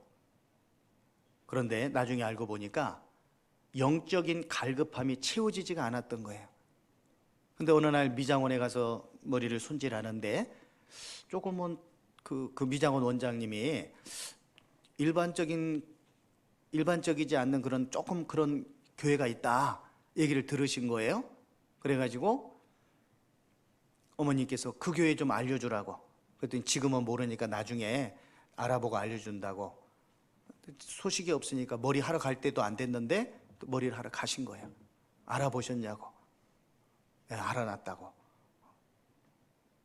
직접 찾아가셔서 갔는데 문이 잠겨 있어요, 교회당에. 그 당시만 해도 허름하고 뭐 교회당이 아니라 뭐 좀 집 같은 데서 모여서 했을 때 76년도니까요.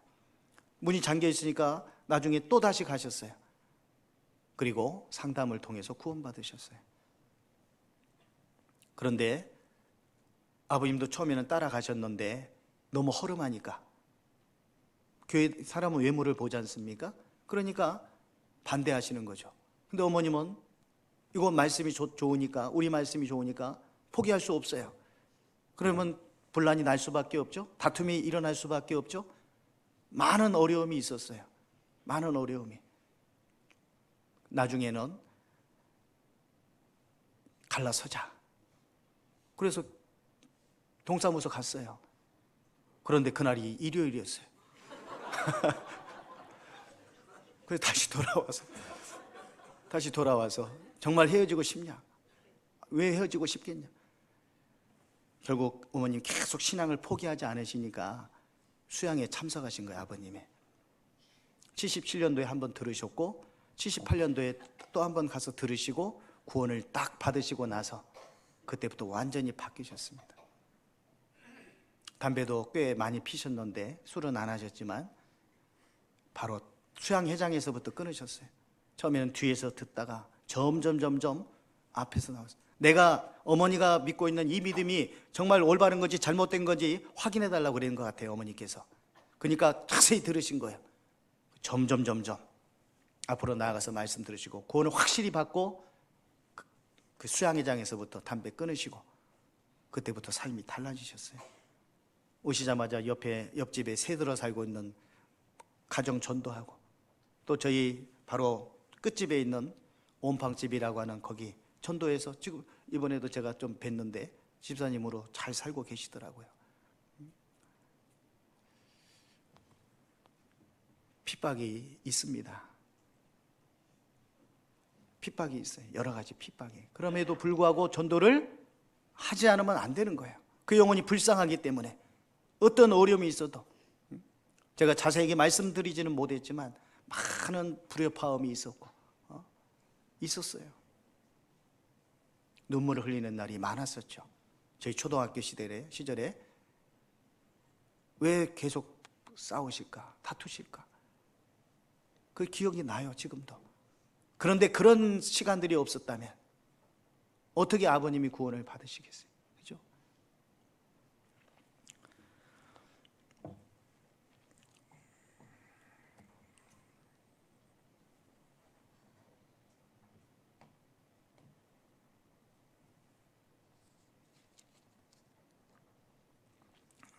(15장 24절에) 예수께서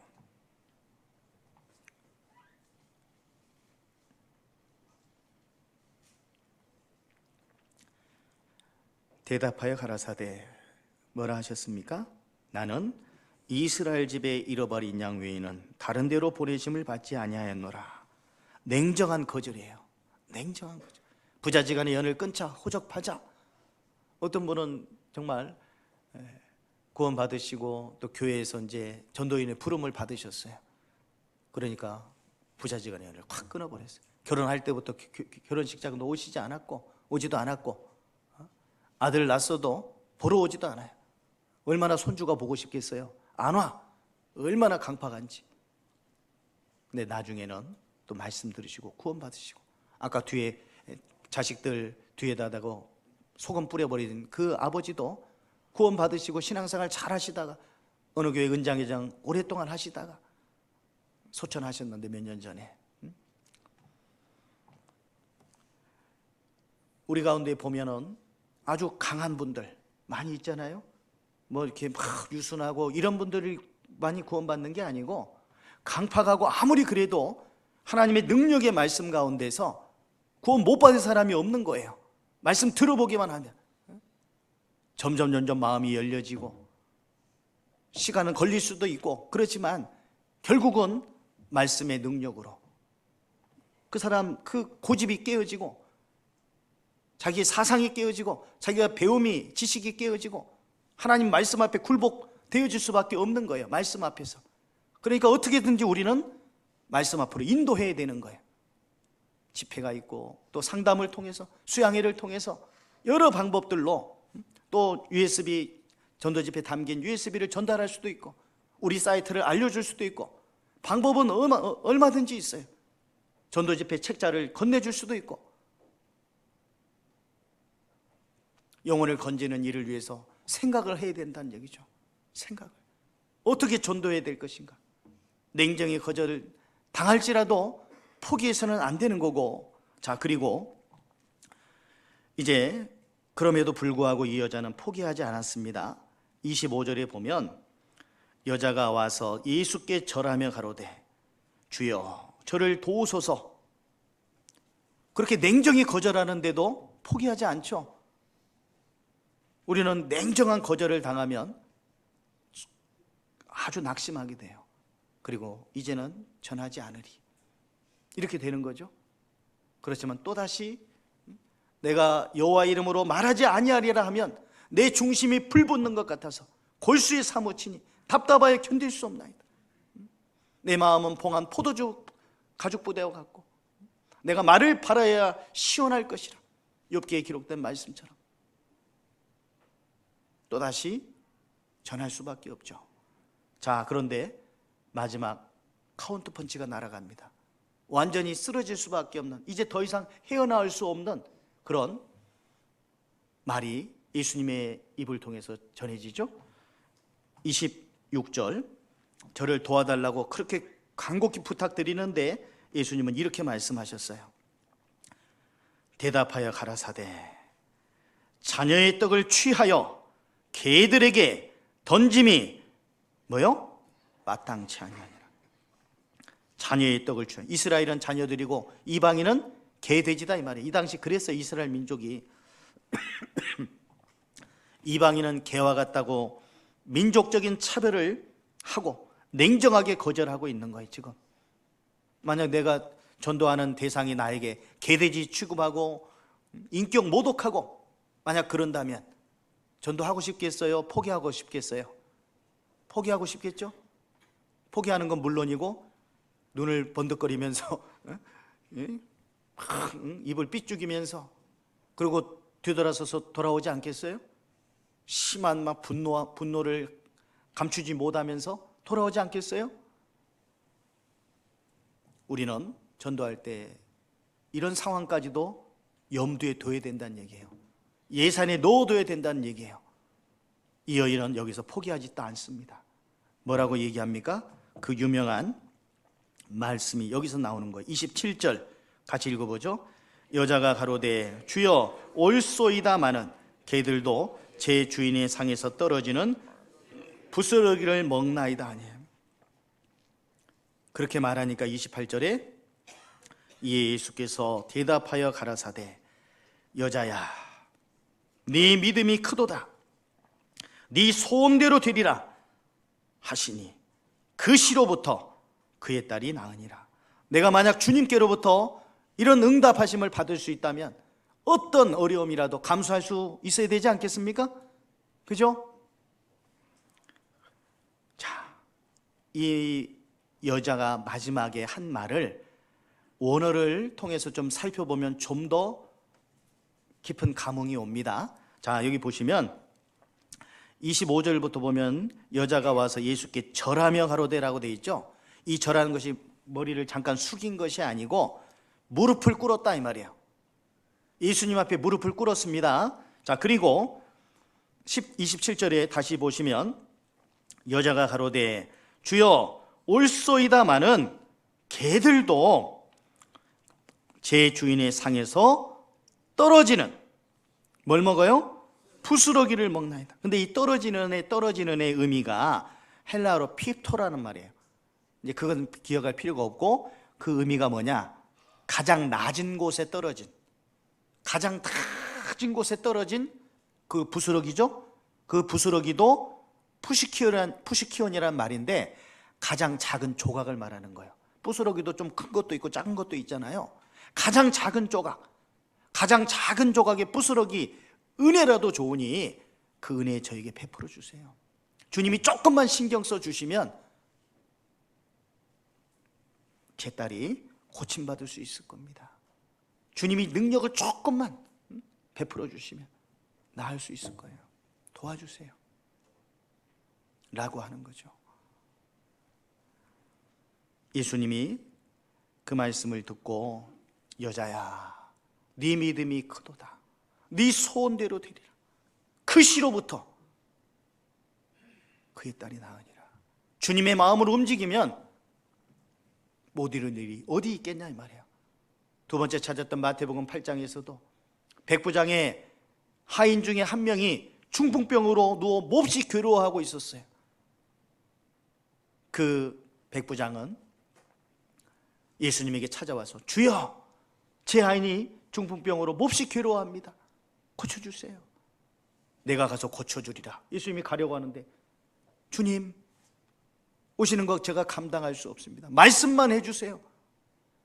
제 수하에도 부하들이 있는데 이더러 가라 하면 가고 오라 하면 옵니다. 그런데 주님께서 말씀만 하셔도 되지 않겠습니까?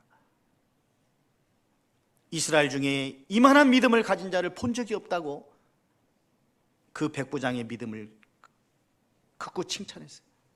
예수님께로부터 가장 칭찬받은 사람이 백부장입니다. 근데 그 백부장이 예수님을 주여라고 호칭하죠. 주여. 주여가 뭐예요? 주인님. 자기는 뭐예요? 종. 로마의 고급 장교가 식민지에 그 예수님 결혼도 안 하셨으니까 청년이죠. 청년에게 주여라고 호칭을 했던 거예요. 일제 36년 통치 기간 동안에 일본군 고급 장교가 조선인 청년에게 상투도 안 들고 막 머리 길게 늘어뜨리고 있는 묶은 그 청년에게 주인님이라고 할 수 있냐 이 말이에요. 있어요 없어요? 없죠. 백부장의 모습은 그런 모습이었던 거예요. 한번 잠깐 찾아볼까요? 8장 마태복음 8장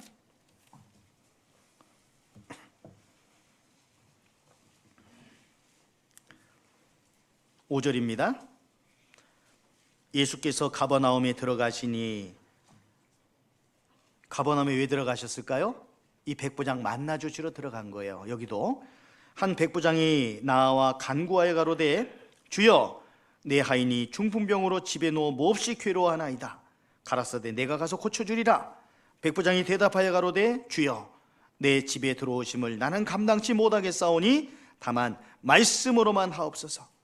10절 예수께서 들으시고 기이 여겨 좇는 자들에게 이르시되 내가 진실로 너에게 이르노니 이스라엘 중 아무에게서도 이만한 믿음을 만나보지 못하였노라. 이 백부장은 예수님을 주여라고 호칭합니다. 예수님을 생명의 구주로 고백하는 믿음이 있는 거예요. 로마의 고급 장교가 식민지 유대 청년에게 주여라고 어떻게 부를 수 있느냐 이 말이에요. 믿음은 들으면서 난다고 그랬죠. 이렇게 되기까지 아마도 이 성경에는 자세한 내용은 없지만 예수님이 말씀을 전하시고 이적을 행하시고 하는 그 자리에 아마도 이 백부장은 몇 번은 그 자리에 갔었을 겁니다. 염탐하러 갔든지 정보 얻으러 갔든지, 군인이니까요, 고급 장교니까 뭐 정보 장교쯤 됐을 수도 있고, 아니면 호기심이 있어서 영적인 갈급함을 가지고 저분이 누구길래 이런 기적을 행할까 소문이 막 들려오니까요, 가서 보고 하늘로서부터 오신 분이 아니면 이럴 수가 없다는 걸 깨달은 거예요. 예수님을 생명의 구주로 받아들인 거예요. 또 여러 말씀도 들었겠죠. 주의 깊게. 그렇지 않으면 이런 호칭을 할 수가 없습니다. 그리고 말씀으로만 해주세요. 말씀으로만. 이런 말 할 수가 없습니다.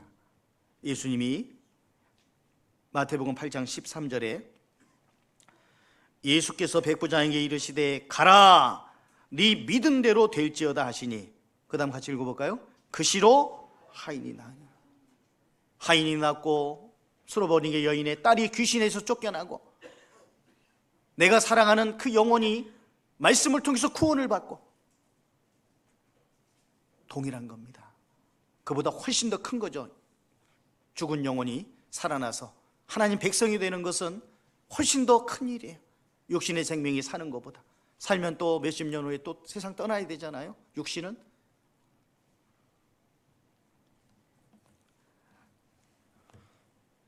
이 백부장은 자기의 집에 그 하인, 그 당시 하인은요 노예 취급받았던 거예요.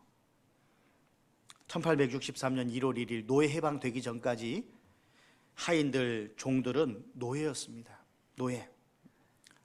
150년 전쯤만 해도 완전히 짐승 취급받았던 거예요. 그런데 그 하인을 고통당하는 모습을 외면하지 않고 불쌍히 여기는 가운데 예수님이 찾아와서 주님, 주님 굽신거리면서 도와달라고. 물론 이 백부장이 직접 찾아온 건 아니에요.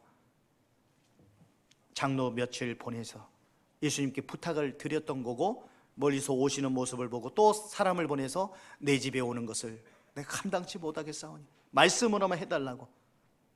누가복음 7장에서도 그렇게 기록이 되어 있는데 그 말이 더 정확하긴 합니다. 그러나 백부장이 직접 찾아온 거나 마찬가지죠. 그래서 우리는 정말 또 주님께 오시지 말라고 한 이유도 이런 겁니다. 예수님의 입장을 생각했을 거예요. 굳이 오시지 않아도 되는 것도 맞고, 그 당시 유대인들이 이방인의 집에 가고 함께 음식 먹고 하는 것은 그것이 금지되어 있었습니다. 예수님의 입장을 배려한 거예요. 굳이 오시지 않아도 말씀으로만 하셔도 되기 때문에 괜히 구설수에 오를 수 있고, 이방인의 집에 오시는 부분에 대해서 그래서 상대방을 배려하는 그런 마음이 있었던 겁니다. 그리고 명령만 가지고도 얼마든지 주님은 내 하인을 고쳐줄 수 있는 그런 분이라는 걸 알았죠. 또 하인까지도 사랑할 줄 아는 마음, 그것도 병든 하인. 이건 애물단지 아니겠습니까? 일 잘하는 하인은 그나마 인정해주고 그러지만 병들어서 누워있는 하인은 애물단지예요. 그런데 그런 비참한 하인의 그 생명까지도 아낄 줄 알고 사랑하는 이 마음이 백부장에게 있었던 거예요.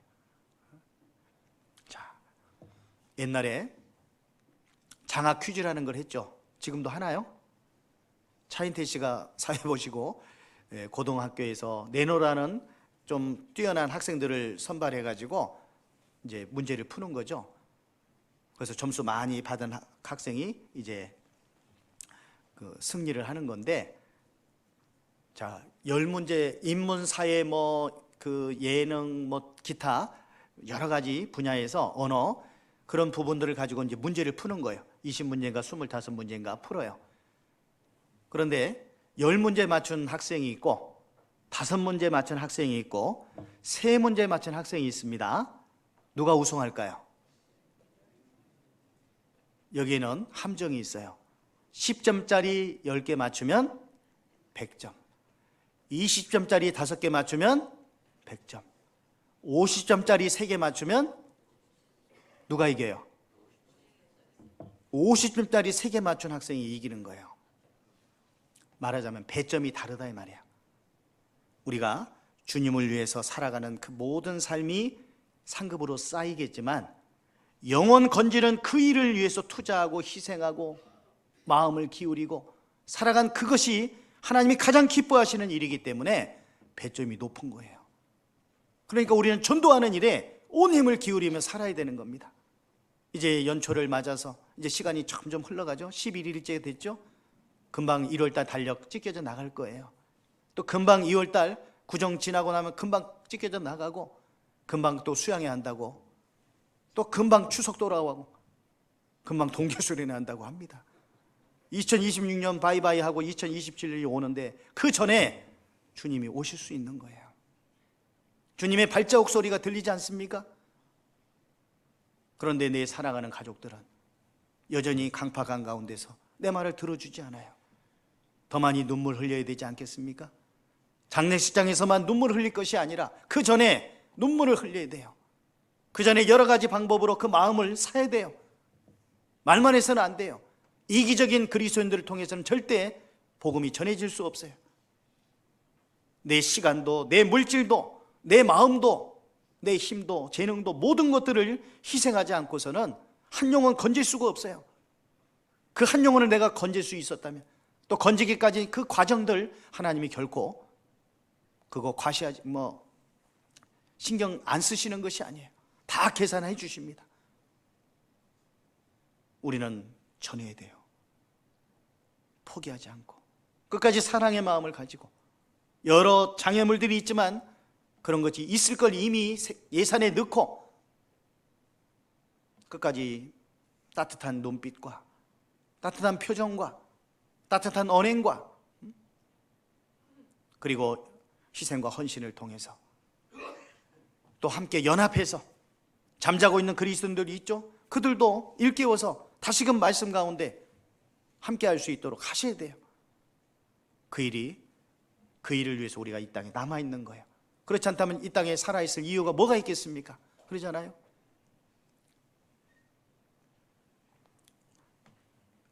은혜찬송가 229장에 보면 한번 잠깐 펼쳐보시겠습니까? 말씀 끝나고 이 찬송 부를 건데요. 언더우드 선교사님이 구한 말에 우리나라에 선교사로 오셨죠. 그런데 그 당시 상투 틀고 있는 이 조선 사람들 완고합니다. 고집스럽습니다. 말을 들어주지 않아요. 그래서 여기 보면 지금은 아무것도 보이지 않는 메말라 가난한 이 땅, 가난했습니다. 은혜찬송 229장입니다. 지금은 아무것도 보이지 않는 메말라 가난한 이 땅, 주께서 보내신 이곳엔 고집스레 얼룩진 어둠뿐. 그런데 어둠에 묶인지도 알지도 못한 가운데 가리워져 있는 저들의 아픔을 언더우드 선교사님은 느꼈어요. 아무 소망도 보이지 않아요. 어찌갈지 막막한 길이었어요. 그런데 주께서 행하시고 이루실 일 겸손히 순종하기 원하네요. 지금은 황무지 같지만 이곳에서도 주님 나라가 이루어질 걸 믿고 눈물로 기뻐한다고 그랬습니다. 이 땅에 주님 소원 이루실 때까지 주여 내 믿음 붙들어 주세요. 멸시와 천대 가득 찬 서양 사람들을 향한 멸시 천대, 이곳에서도 믿음으로 주의 날 기다린다고. 그런데 이 조선 땅에 복음이 전해졌고, 복음이 전해지니까 이 땅이 잘 살게 됐죠. 그러면서 정말 교통시설도 좋아지고 금방금방 가서 이곳저곳에 가서 전도할 수 있고, 또 온라인을 통해서도 전도할 수 있고 여러 좋은 방법들이 나타났어요. 우리는 이 문명의 이기 속에서 안주할 것이 아니고 더욱더 힘을 내야 됩니다. 어떻게 해서든지 전도할 수 있는 방법들을 헤아려 봐야 되고, 전도할 대상들을 헤아려 봐야 되고, 어떻게 전도할 것인지 세세하게 살펴봐야 돼요. 그 사람 좋아하는 것을 통해서 희생하면서 마음을 얻을 수 있어야 되고, 그래서 어떻게든 말씀 가운데로 붙여줄 수 있어야 돼요. 그리고 한 번 두 번 해서 안 된다고 포기하지 말고 다음번 또 기회도 이용해보고 계속해서 조금씩 그 마음이 열려질 수 있도록 함께 희생을 통해서 한 영혼 건지는 일에 모두가 다 수고하고 힘써서 주님께 영광 돌리는 우리 장성교회가 되었으면 좋겠습니다. 같이 잠시 기도하겠습니다. 거룩하신 우리 아버지 하나님, 우리에게 영원한 천국 소망을 주심은 우리를 통해서 또 다른 영혼들에게 복음을 증거케 하심인 줄 압니다. 우리 장성교회 형제 자매님들 더욱 주님 말씀 가운데 하나 되고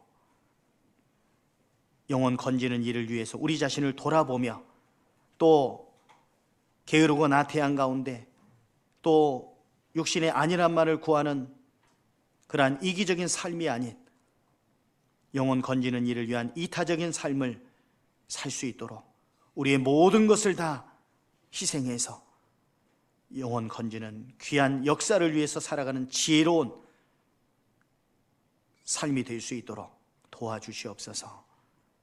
윤희준 목사님을 중심으로 온전히 하나 돼서 장성교회를 통해서 더 많은 영혼들이 구원받고 연약한 지체들도 더욱 믿음 가운데 굳건해질 수 있도록 역사에 주옵소서. 주 예수 그리스도 이름으로 기도드렸습니다. 아멘. 은혜 찬송 229장입니다.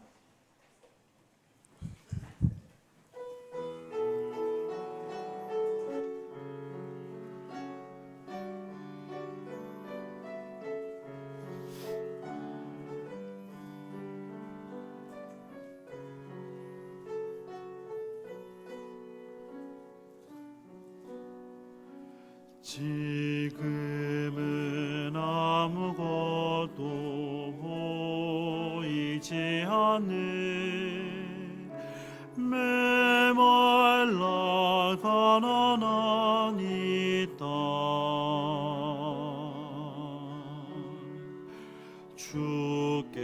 주께서 보내신 이곳에 고집스레 얼룩진 어둠불,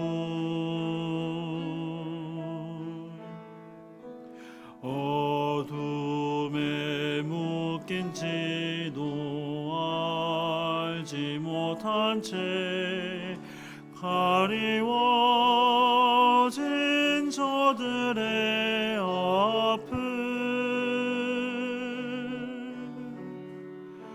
아무 소망도 보이지 않아 어찌 갈지 막막한 길이지만 주께서 행하시고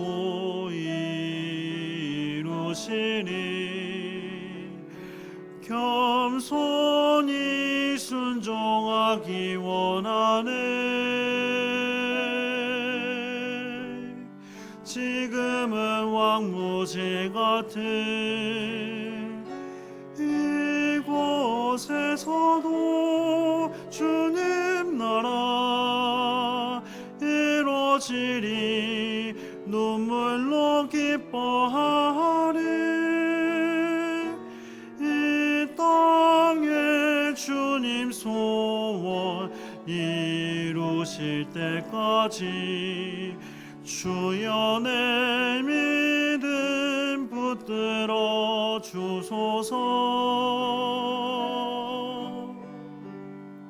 멸시와 천대 가득 찬 이곳에서도 믿음으로 주의 날 기다립니다.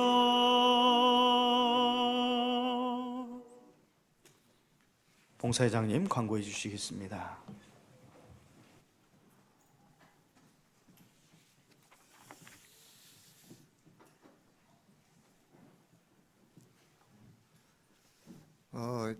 순천교회에서 이제 올라오셨는데요. 날씨가 이게 좀 좋지는 않습니다, 지금.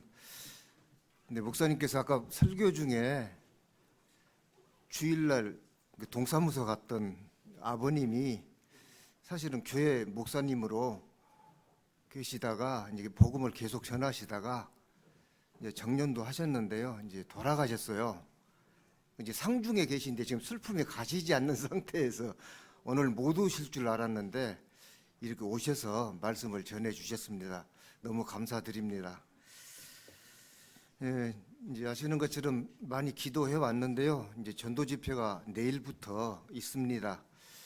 전도 집회는 겨울철이라 한 20분 정도 빨리 해서 시작을 해서 빨리 마칠 것으로 이렇게 이제 일기 때문에 이제 그렇게 잡았습니다. 말씀은 7시 10분에 전해지니까요. 5시 반부터 배식을 합니다. 그래서 말씀 듣는 분들 이제 교회당에 오셔서 식사하실 수 있도록 같이 이제 말씀 전하신 분들은 이렇게 협조해 주시면 좋겠습니다.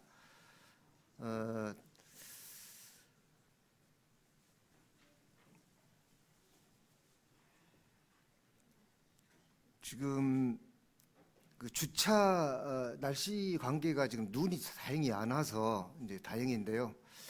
주차할 때 좀 협조를 이제 주차 이거 형제님들 주차 봉사를 아마 하실 겁니다. 그래서 주차장에 인도함에 따라서 이렇게 주차를 차근차근 해주시면 좋겠습니다. 추우니까 서로 이렇게 협조해 주시면 좋겠습니다. 이제 수요일 날은 이 말씀 끝난 후에 집회 말씀 끝난 후에 교사들 모임이 있습니다. 이제 교사 모임 있어서 이제 알려드립니다. 그리고 주일 날은 이제 봉사위원 모임도 있습니다. 지금 기부금 연말정산 시기라 기부금 영수증을 출력을 해놨어요. 그래서 구역장님들께서는 그 구역 식구들 기부금 영수증을 좀 배부를 해주시면 좋겠습니다. 지금 목사님께서는 경상남도 산청교에 설교 중에 나가 계십니다. 이제 돌아오시는 발걸음도 무사히 돌아오실 수 있도록 기도해 주시면 감사하겠습니다. 광고 마치겠습니다.